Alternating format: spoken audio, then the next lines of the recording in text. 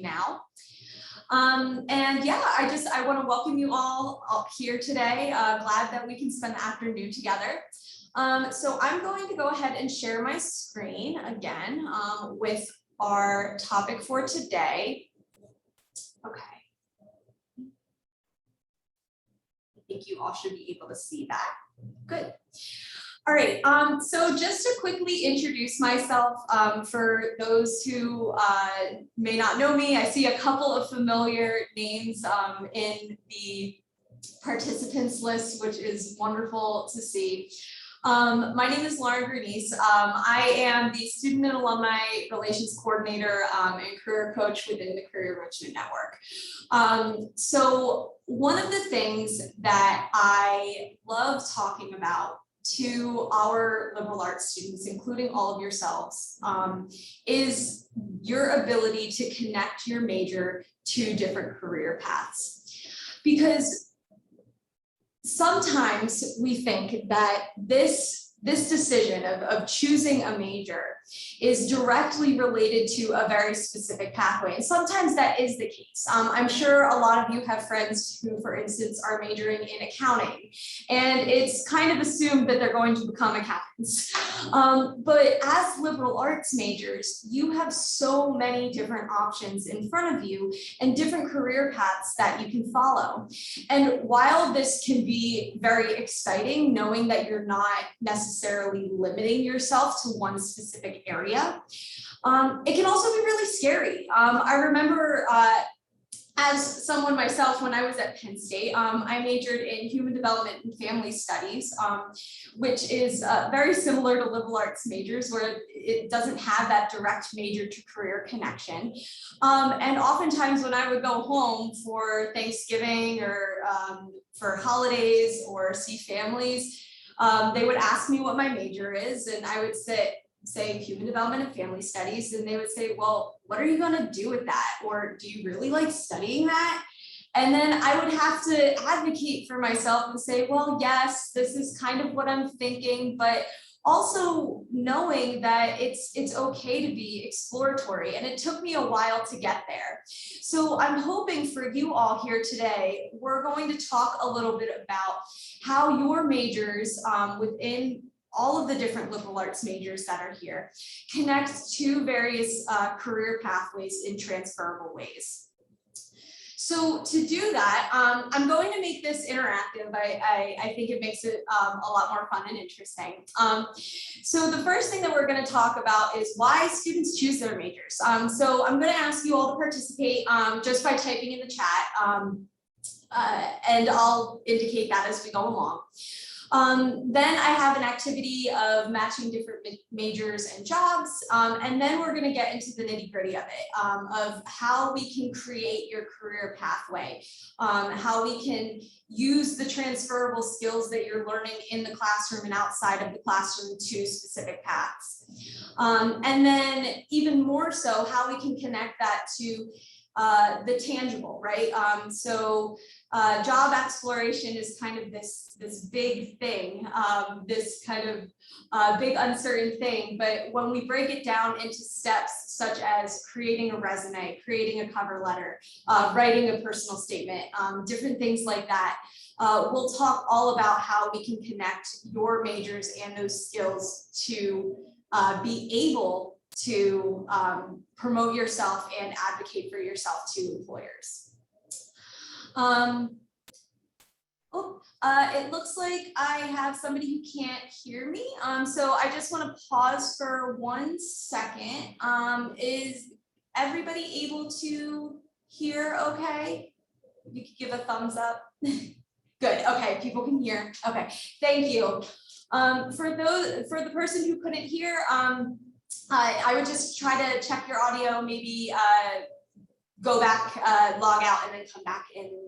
This also will be recorded, so I will send it to you all after we're done here today.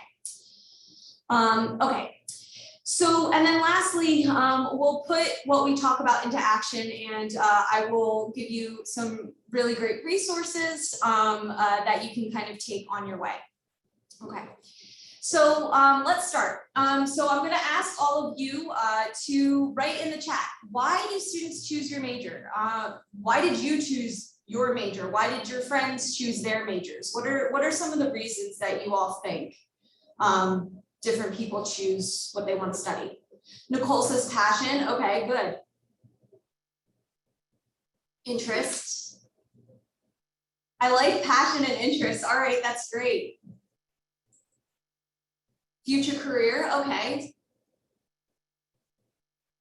Classes, open job options, so that's stability. Charmaine, I really appreciate what you just wrote in the chat, those family expectations, good.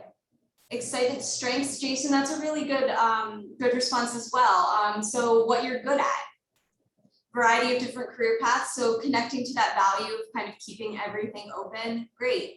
Thank you all, I appreciate the participation, all right. Oh, good. Okay, so we have a couple others. Understanding and you have prior knowledge of a specific subject. That's great, Zach. Thank you. Good.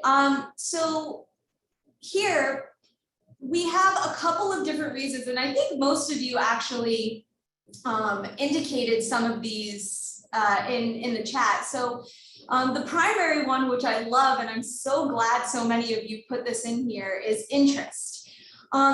It is so important when you're choosing a major or even choosing a career path or making certain decisions that you choose something that aligns with your interests, because you're innately going to do better in a subject or do better in an experience or in a specific pathway if you have interest in it.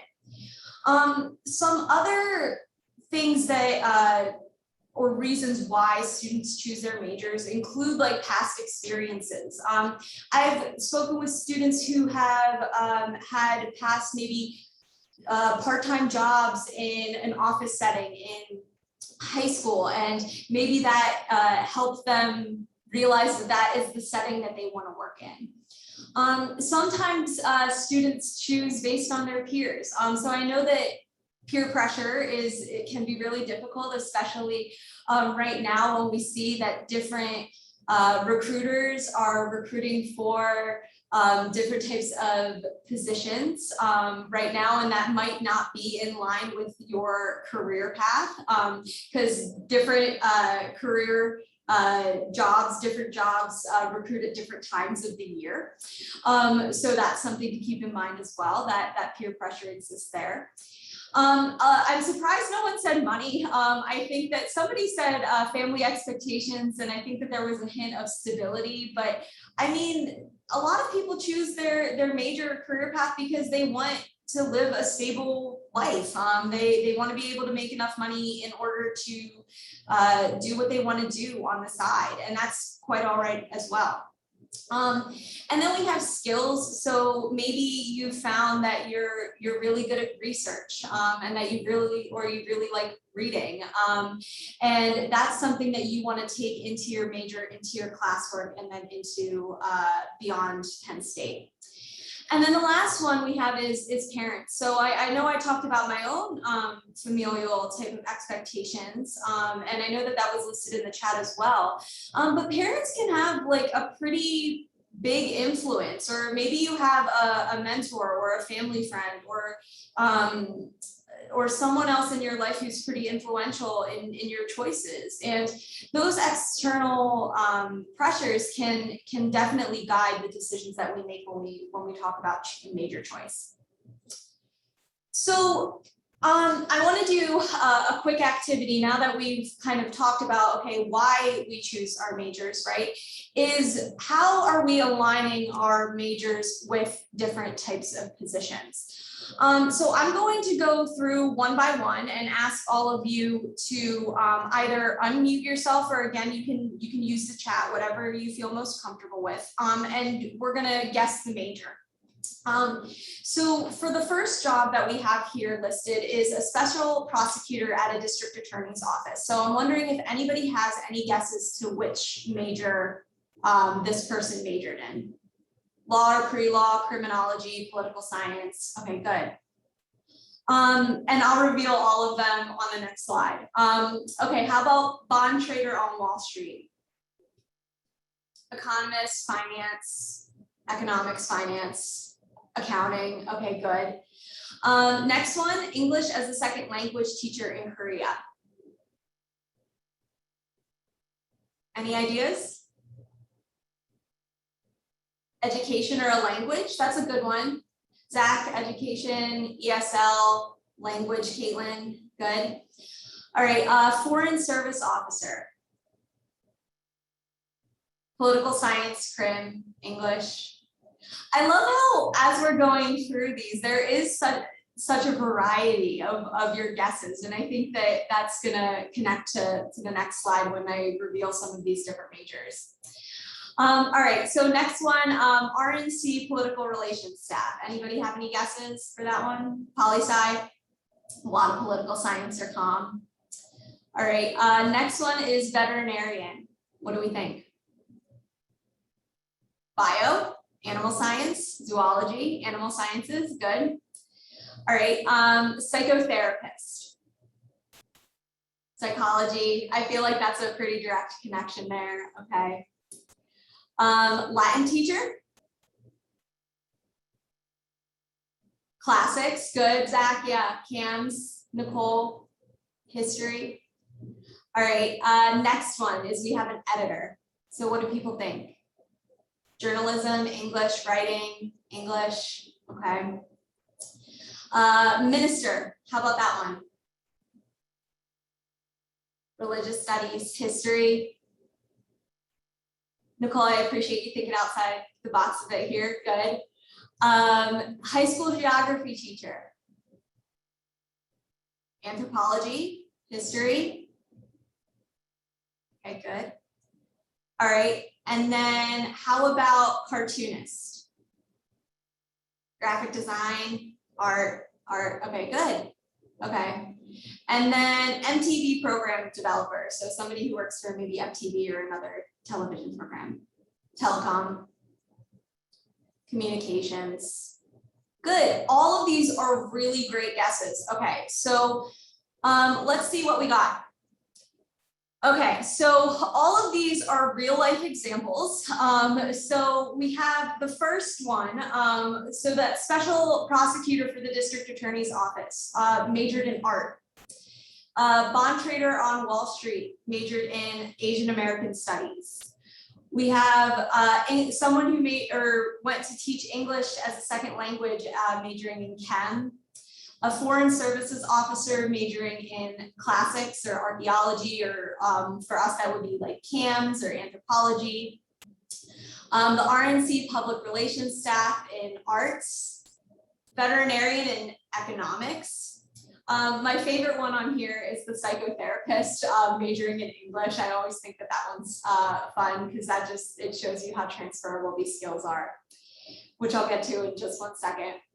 Latin, someone who majored in other languages, French and Spanish, editor, majored in geography, a minister, majored in government, high school geography teacher, majored in government, a cartoonist majoring in psychology, and an MTV program developer majoring in religious studies. So I really like this activity because I think it just shows, and I want you all to just start kind of putting those thinking caps on of, how can an English major become a psychotherapist? Or how can somebody who majored in psychology become a cartoonist? Or how someone who majored in economics, for all of the economics majors who are in the audience right now, become a vet? So just kind of start thinking about those things, and we're going to talk about this a little bit more in depth as we go along. So to give you some other real life examples, I wanted to also, so that activity and those examples I had pulled from a book that was published, I believe, in 2010. So a little on like getting to outdated. So I did some research today, and I really wanted to pull from our current alumni and give some of these real life examples. So we have Luigi, who graduated in 2018 with a Bachelor of Science in Labor and Employment Relations, who is in marketing at JP Morgan. Not something that you might think of directly related. We have Nicole, who majored in psychology, who works within compensation advising at PNC, and prior to that worked in human resources. We have Ben, who majored in English and it works as a diplomat at the US Department of State. And we have Mary Beth, who majored in 3 different things, English, Spanish, and linguistics, and is currently getting her doctorate of psychology. So, and none of those, she didn't major in anything related to psychology while she was in an undergrad here. So the point of all this, because I know at this point, you're probably like, oh my gosh, Lauren, enough with the examples. I get the picture. But I really just wanted to create for you a really solid picture of how you can do so many different things with your liberal arts major. And the way that we do this is by creating a pathway. And I know that career paths and development isn't linear at all. Sometimes we have to go back to this self-awareness step and reassess what we want and pivot based on what's handed to us. But if we're looking at it in a nice step-by-step way, we go from becoming aware of ourselves and then actively exploring majors and career pathways. So many of you in the audience might already have your major kind of figured out, but some of you might not. Maybe you're deciding on a minor or something else. And the way that we actively explore in order to best market ourselves to employers is by developing the knowledge and the skills and the abilities we need in order to present ourselves effectively to employers or a graduate school committee or admissions committee, or even more so just to feel comfortable and confident in our pathway, in what we know, what we like to do, and in our career, really, because our career, oftentimes we think that career and life are 2 separate entities, but if something's going on in your career and your studies, it can impact stress in your life and vice versa. So the way that we do this is we can read about majors and careers of interest. You can do this by researching different fields that interest you. There are a whole host of resources, and I'm going to talk about some of them in a little bit, that can really help you gain a lens into an accurate representation of what a career path might look like for you. You can also talk with others about fields of interest. So this could be relatives, neighbors, friends. You could join our alumni mentor program and talk with a mentor about that. You can talk with this about this with faculty and staff in different departments, or your academic advisor. Maybe you're interested in law and talking to the pre-law advisor. So it's really important to utilize your network. And one of the things that Penn State is known for, which I'm sure all of you know already, is that we have a huge, one of the biggest alumni associations in the world and a huge network of past Penn Staters. So that isn't just a recruiting tool. That's something that you should actively be using in order to, again, learn more about career paths in front of you, but also in order to do that next step, which is help yourself in the job search and kind of put yourself out there and network to get that job or get into that admission or that graduate program or law program or whatever program that you're looking to go into. Two other quick things that you can do, then I'll talk a little bit more about transferable skills, is observe professionals in their workplace. So job shadowing can be really helpful because that can help reinforce interests, values, and skills that you need to succeed. I'll give you a quick example. For the longest time, and I'll use myself, I thought I wanted to go into nursing and work in a hospital.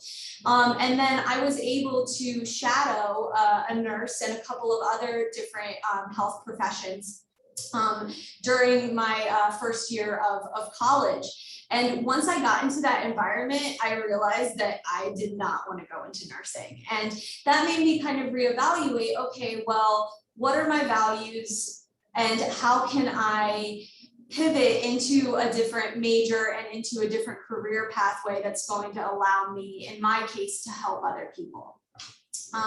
So job shadowing is definitely something that you can do through networking and through some of the different resources that we have that I'll share with you in a bit. Experience, so experience and gaining experiences through co-curricular activities like clubs, study abroad, leadership experiences, part-time jobs, research, internships, all of those different things are so important as well. Because by gaining these experiences, you're building up your resume, you're building those skills that are going to allow you to say, yes, I can do this job, please take a look at my application. Not only this though, but if you think about the sheer number of people who are in your major, honestly, like the hundreds, some majors have hundreds of other students. You need to start asking yourself, okay, what is going to set me apart from the person who is sitting next to me in my Econ 102 class, or in my Seg 100 class, or my English 15 class? And by developing some of that knowledge, the skills and the abilities through experience, through exploring and actively exploring different pathways, you're going to be able to really stand out and articulate that well when you get to the point of applying for different jobs or graduate admissions programs. So kind of going off of that, and I know that I've been dropping this term throughout the presentation so far, but we have this list of transferable skills desired by employers kind of in front of us. So every year, the National Association of Colleges and Employers puts out a survey to employers across the US, asking them, what do you look for in prospective employees? And from this list, you can see that all of the skills that they put down are transferable. They're not necessarily technical.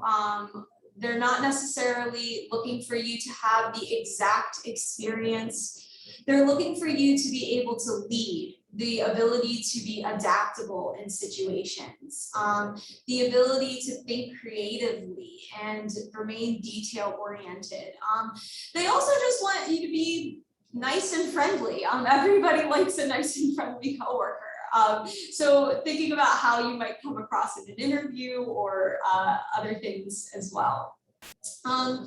So with all of these transferable skills, I want you to kind of think about where you fall into these categories. And if there are any on here that you feel like you could improve upon during your time at Penn State, or maybe thinking about how you can articulate that you're really good at problem solving by using concrete examples in a resume or a cover letter.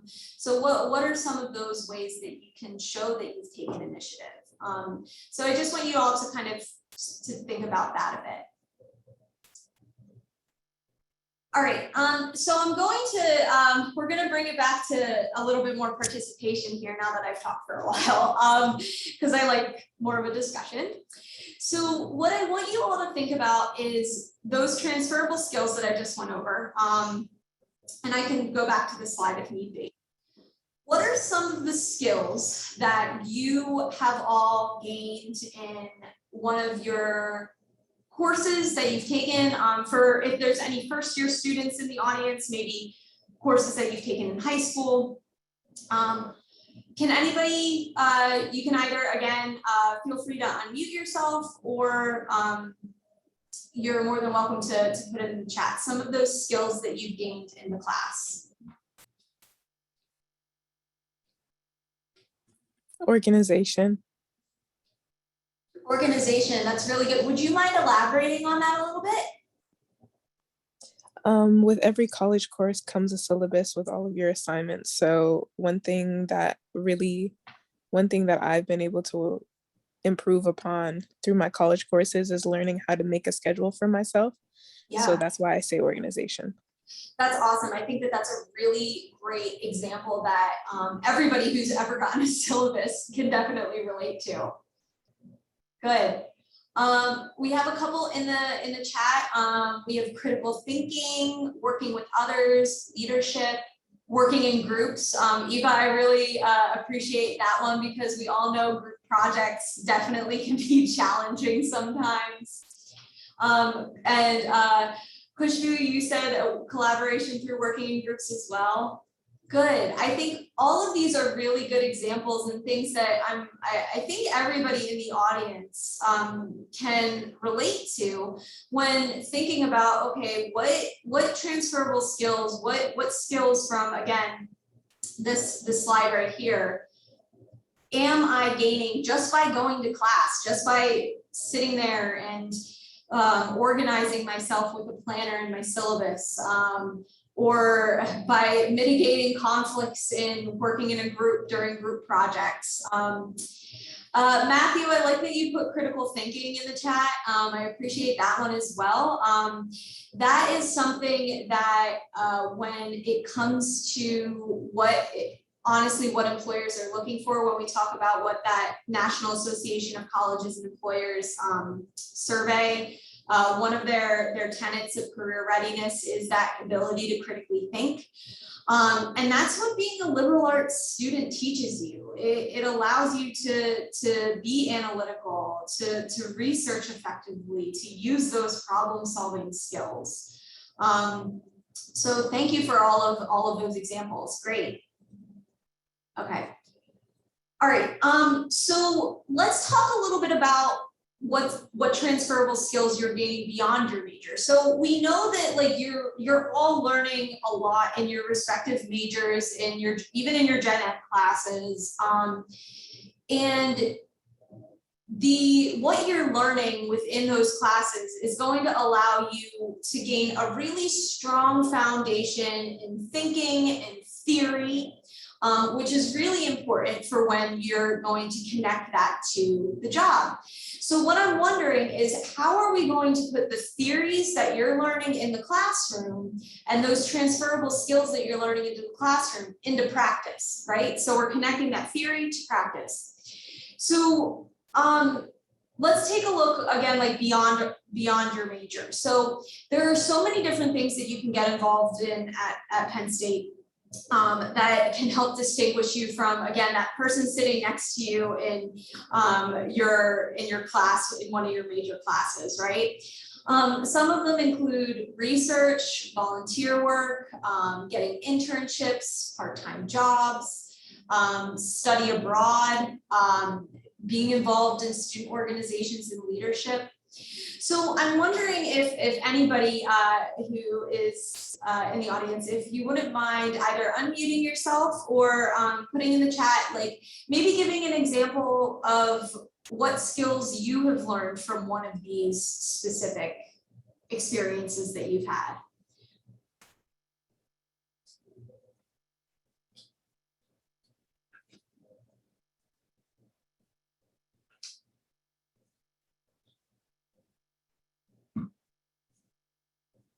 So just to rephrase the question, I'm looking for a concrete example of how you have gained one of these transferable skills in one of these types of experiences. I learned like time management through some of my part-time jobs. Yeah, Louis, thank you so much for saying that. Part-time jobs, I feel like, can be written off sometimes because they don't have that like the term intern in front of it. But honestly, part-time jobs can teach us so much about the ability to communicate, to do customer service well, to lead and take initiative, to remain organized, and to honestly, like I've seen some resumes of students as I'm reviewing resumes, that they've worked the same part-time job for a couple of years, like even from back from like in high school. And that to me is really impressive, because that tells me that your employer trusts you and really likes you enough to say, okay, please come back. We really appreciate the work that you do. All right, a couple of the examples from the chat. So Kushbu, you said, I worked in sales last summer and gained interpersonal skills and practice being more outgoing. That's a really good example as well. Especially in sales, it definitely teaches you how to be outgoing, how to connect with others and communicate. That's a great example. So Nicole, you said, I never took a communications class, but I learned the basics of communications in my summer internship. That's really awesome. I think that that's so important. I think, I even think back to the time when I was interning during undergrad. The biggest thing that I took away from that was how to write a professional email and how to communicate to others and respond in a timely manner, which is again, really important. When you're going on those job interviews and when you're advocating for yourself. Olivia Grace, you said in an internship you learned how to use adaptability when working with an understaffed small organization. I really love that that example.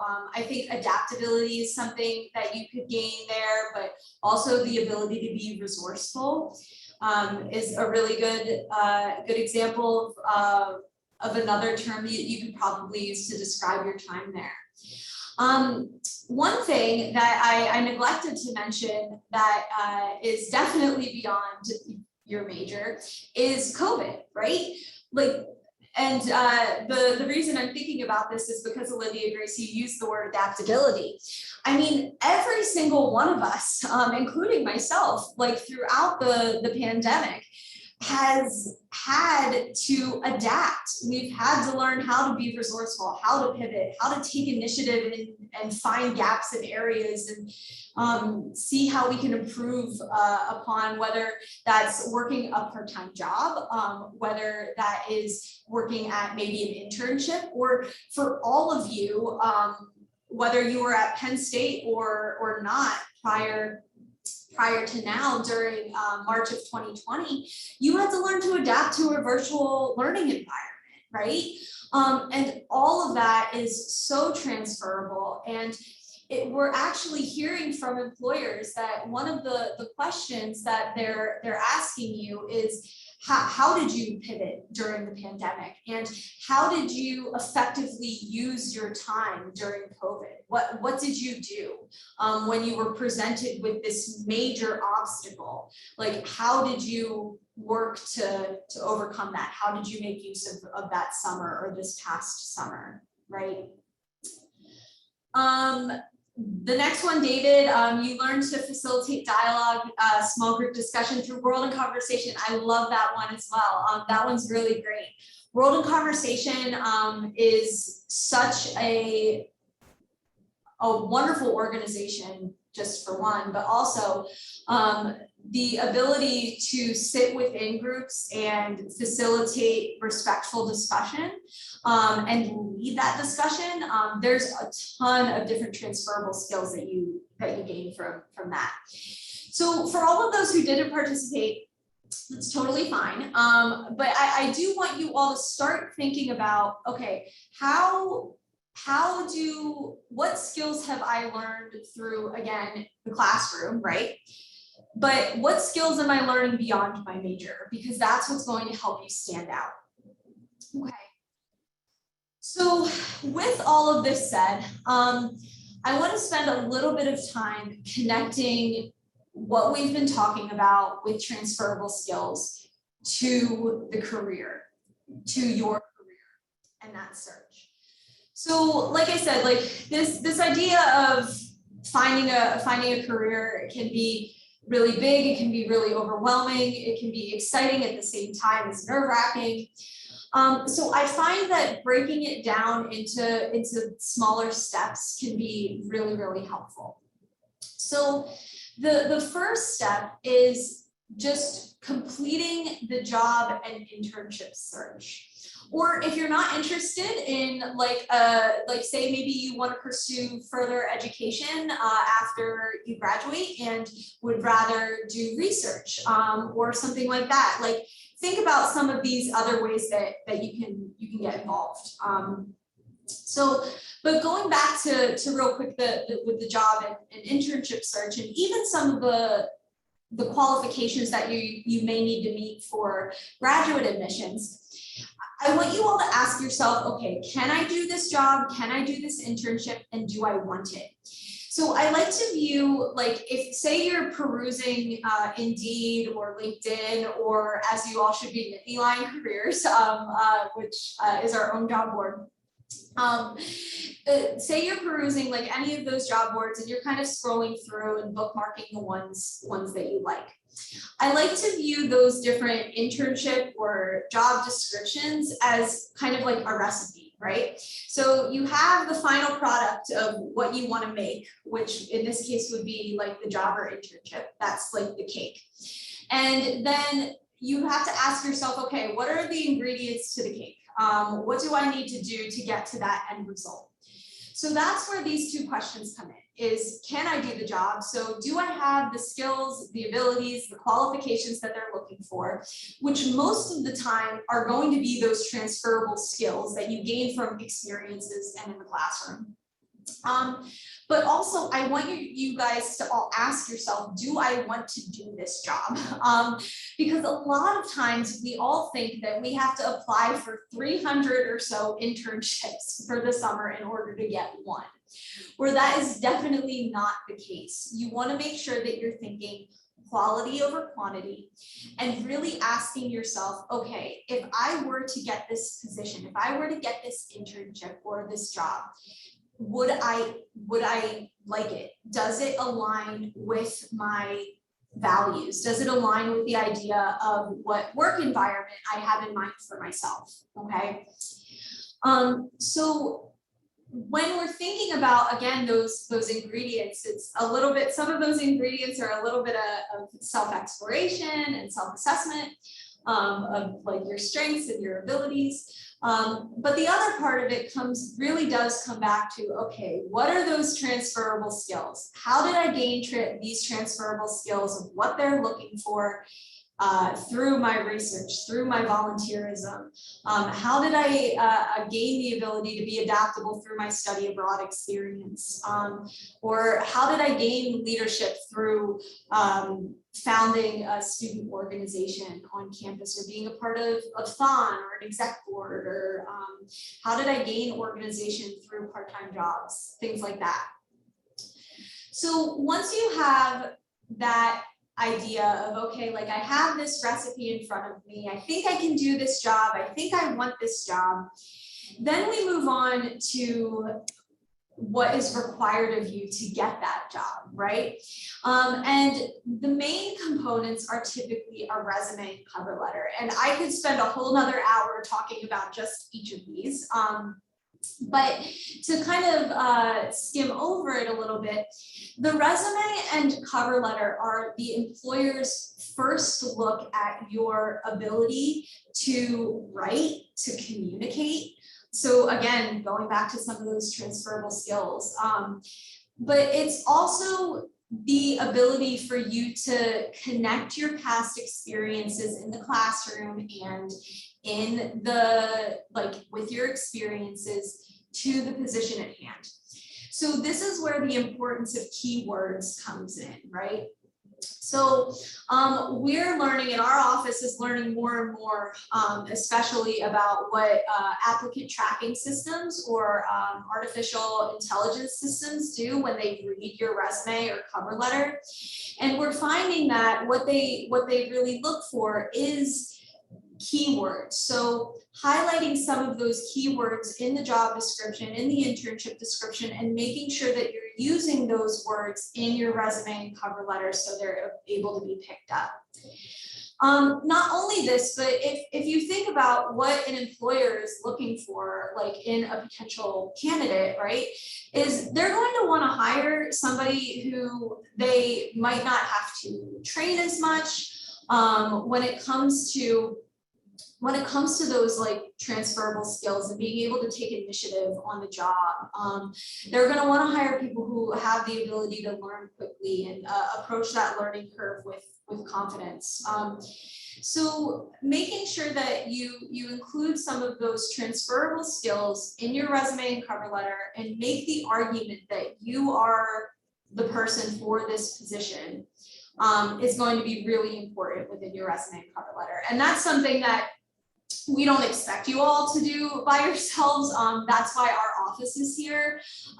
Myself and the other career coaches within our office it can help you review your resume and cover letter and help you tailor your skills and abilities and experiences to each of those positions that you're applying for.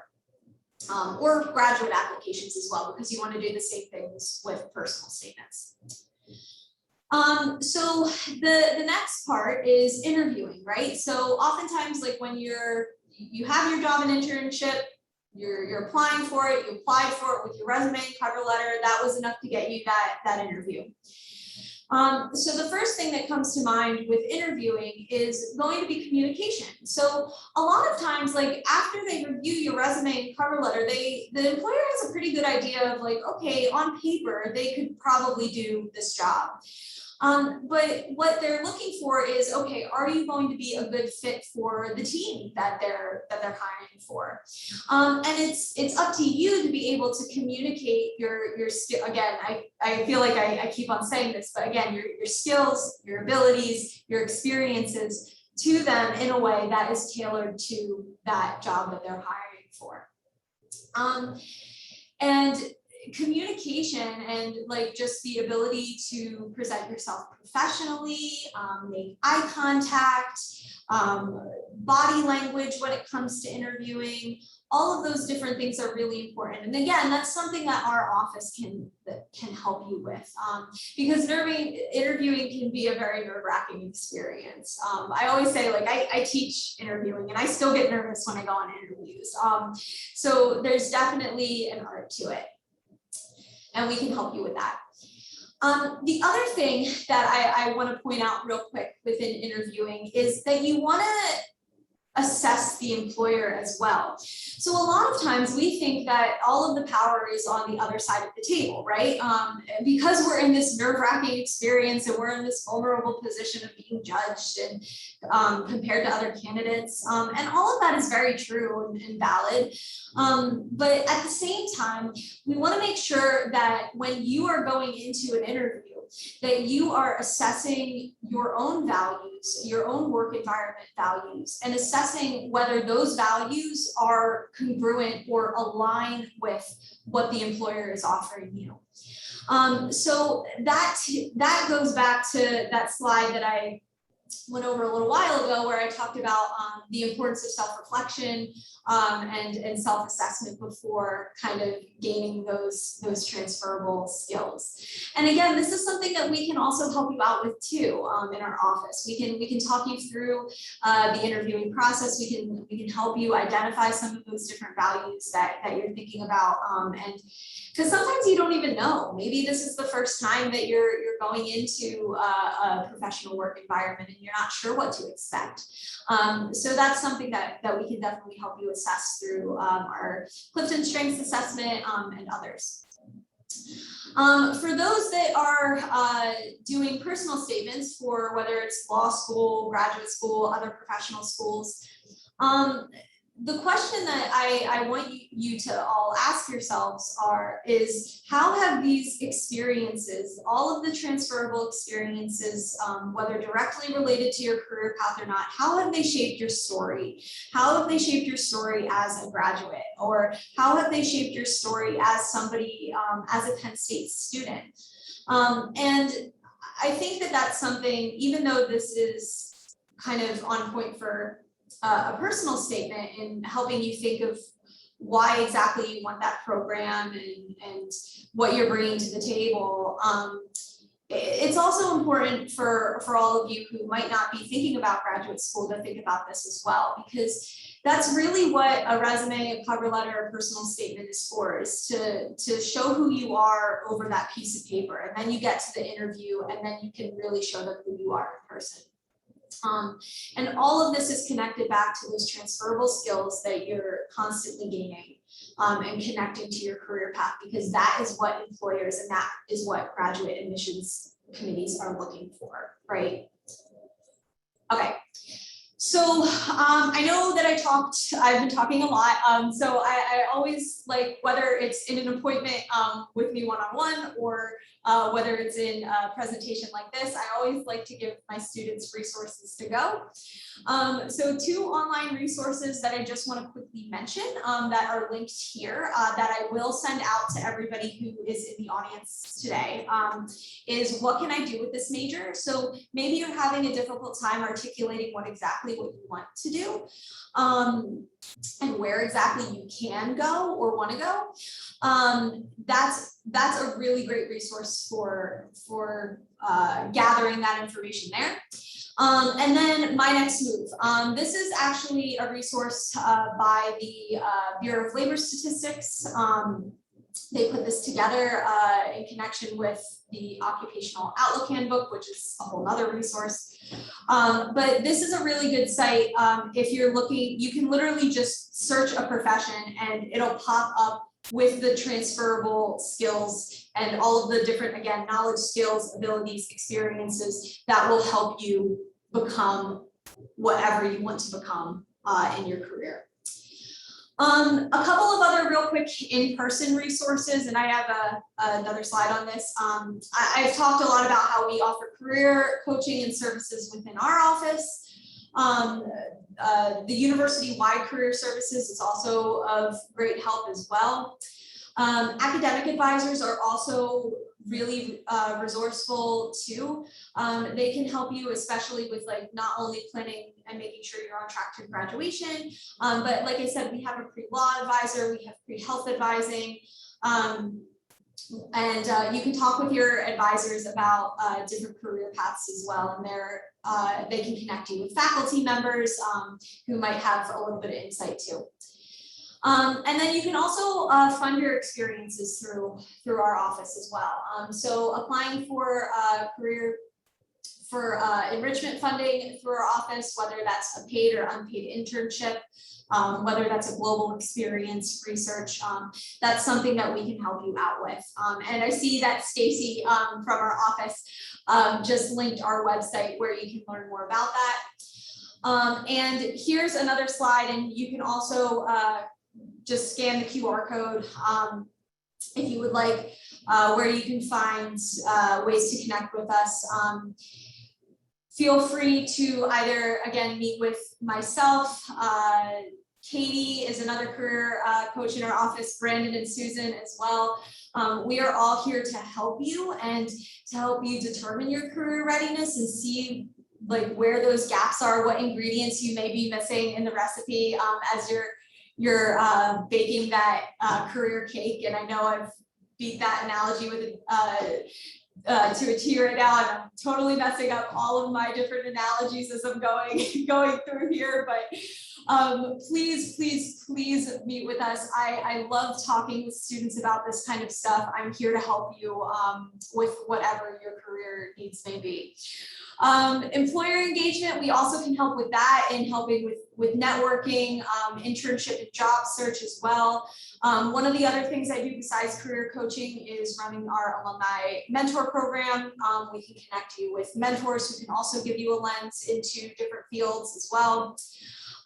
Brandon is our global experiences coordinator, and he partners with global programs to help run different embedded courses and other types of experiences, study abroad experiences that will really help you, again, stand out from other people who might not have had those diverse global fluency types of experiences before you graduate. And then I had already talked about enrichment funding. Okay, so that's all I have for today. We have about 10 minutes left, so please feel free to unmute yourself, ask questions, put it in the chat. I also have my my direct email up there. So like, if you have any questions that you're not feeling comfortable with, maybe putting it out there for everybody to hear, you can just email me directly and I'm happy to reach out to you.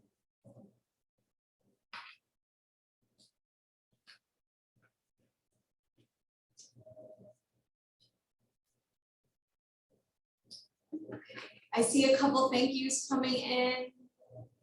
I just want to make sure. Okay.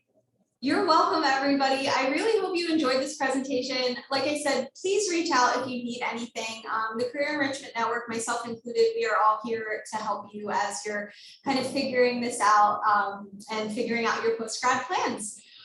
So with that, I think that we'll end for today, and I hope you all have a good rest of your rainy day and enjoy the rest of your week. Thanks so much.